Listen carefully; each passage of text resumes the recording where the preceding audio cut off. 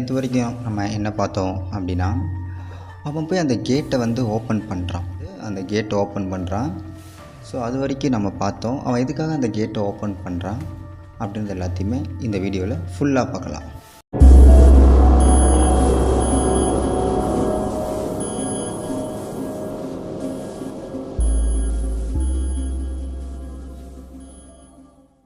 Open பண்ணது எதுக்கு அப்படின்னா, அவன் அந்த கேட்டை வந்து கல்லால் அடித்து ஓப்பன் பண்ணி அந்த மரத்தை நோக்கி போகிறான். போய் ஒரு பலகையில் வந்து டோன்ட் டச் த நெயில், இந்த ஆணியை வந்து யாரும் தொடாதீங்க அப்படின்னு சொல்லி அந்த இடத்துல ஒரு குறிப்பு மாதிரி ஒரு பலகையில் எழுதி அந்த இடத்துல ஊண்டி வச்சுட்டு அவன் அந்த கேட்டை க்ளோஸ் பண்ணிவிட்டு வெளியே வர்றான்.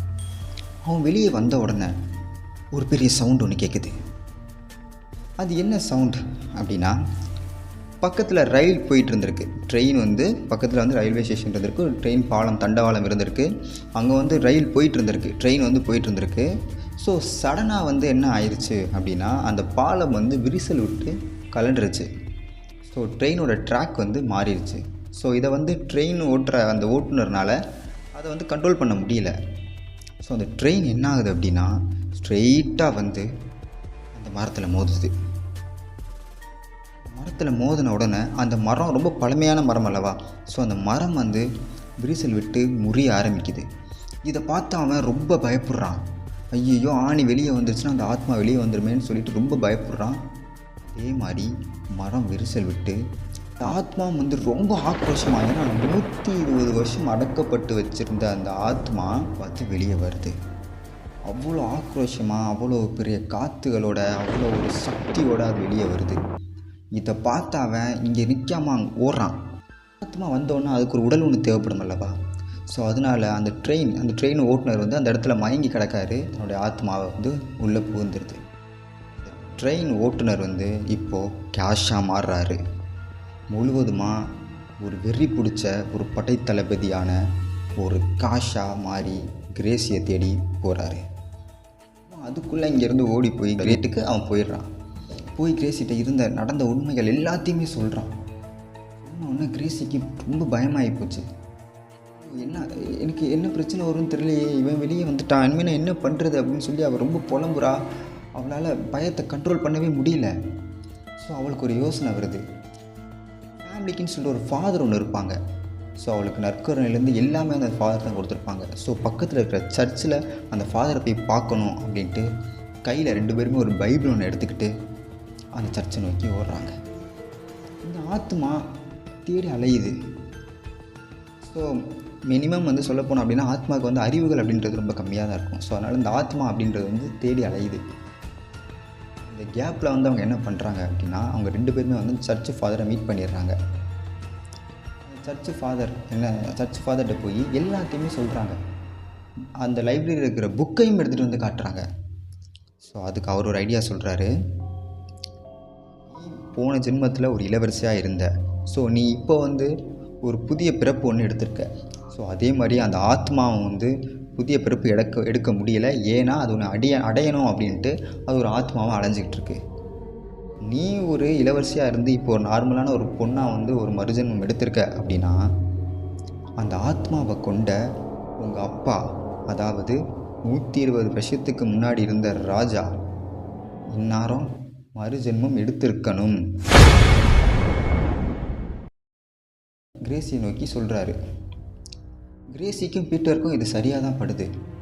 ஸோ என்ன பண்ணுறாங்க அப்படின்னா, அந்த லைப்ரரி இருக்கிற அந்த ஃபோட்டோவை கிழித்து, ஸோ கிரேசியோட ஃப்ரெண்டு ஒரு ஆள் வந்து ஒரு க்ரைம் டிபார்ட்மெண்ட் ஒரு இதில் வந்து வேலை பார்க்குறாரு.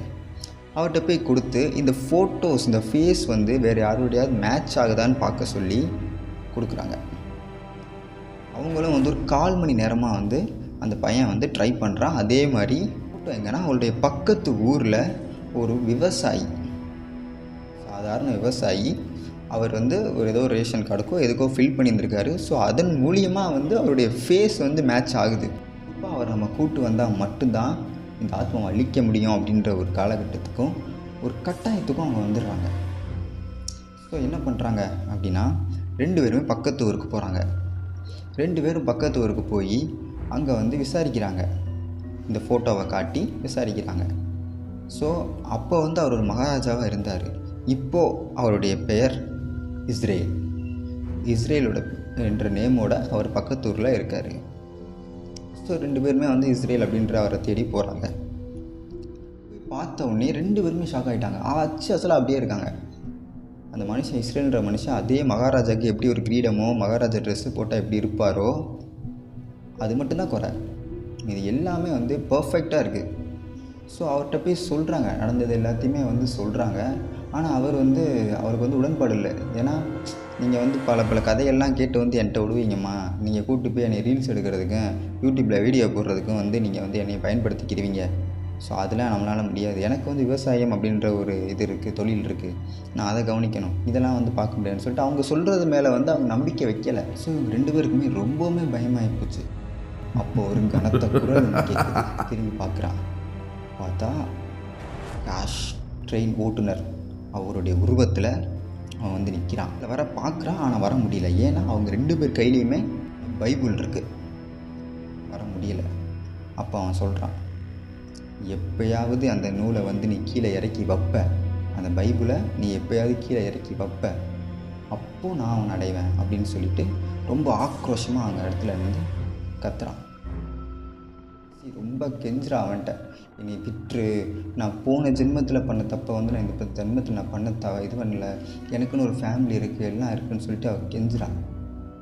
அதுக்கு அவன் பெரிய சவுண்டு போட்டு சிரிச்சுட்டு, நான் இத்தனை வருஷம் நான் வந்து ஒரு ஆத்மாவாக, ஒரு பெரிய பேராத்மாவாக அந்த மரத்துக்கடியில் இருந்தது, நீ மன்னிப்பு கேட்டவுடனே உன்னை விட்டுட்டு போகிறதுக்கா அப்படின்னு சொல்லி அவன் ஒரு பெரிய சவுண்டு போட்டு சிரிக்கிறான். சொல்லிட்டு அவனை அடையாமல் விட மாட்டேன் அப்படின்னு சொல்லி அவன் பெருசாக வந்து ஒரு சவுண்டை போட்டு சிரிச்சுட்டு அந்த இடத்த விட்டு கிளம்பி போகிறான். பேசி ரொம்ப பயந்துட்டா. ரொம்ப பயந்த உடனே இவன் பீட்டர் வந்து ஆறுதல் சொல்கிறான். உட்காந்து அழுதுகிட்டு இருக்கா, ஆறுதல் சொல்கிறான். இவன் கிரேசியை கட்டி பிடிச்சிட்டு இருந்த பைபிளை விட்டவே இல்லை. எங்கே பைபிளை மிஸ் பண்ணிட்டோம்னா ஆத்மா வந்து நம்மளை இழுத்துட்டு போயிடுமோ அப்படின்ற ஒரு பயத்தில் அந்த பைபிளை விடவே இல்லை. ஸோ 2 பேரும் நடந்து போயிட்டுருக்காங்க. ஸோ நடந்து போயிட்டு அந்த பக்கத்தில் இருக்கிற ஒரு டீ கடையில் டீ குடிச்சிட்டு கிளம்பி வர்றாங்க. கிளம்பி வந்து கொஞ்ச நேரம் பார்த்தா கிரேசி கையில் பைபிள் இல்லை. ஏன்னா அந்த இடத்துல டீ குடிக்கும்போது அந்த பைபிளை அங்கேயே மறந்து வச்சுட்டு வந்துட்டா. பீட்டருக்கு ரொம்ப பயமாகி போச்சு. ஐயோ, பைபிள் அங்கே வச்சுட்டு வந்துட்டாளே அப்படின்ட்டு அவளை என்ன பண்ணுறான் அப்படின்னா, அவள் கையில் பைபிளை கொடுத்துட்டு இவன் கடையை நோக்கி ஓடுறான். அந்த பைபிள் எடுக்கணும் அப்படின்ட்டு அவன் கையில் வச்சுருந்த பைபிளை கிரேசிட்ட கொடுத்துட்டு இவன் கடையை நோக்கி ஓடுறான். ஒரு சவுண்டு ஒன்று கேட்குது, ஒரு ஆள் கூப்பிட்ற மாதிரி ஒரு சவுண்டு ஒன்று கேட்குது. யாருன்னு சொல்லிட்டு திரும்பி பார்க்குறான்.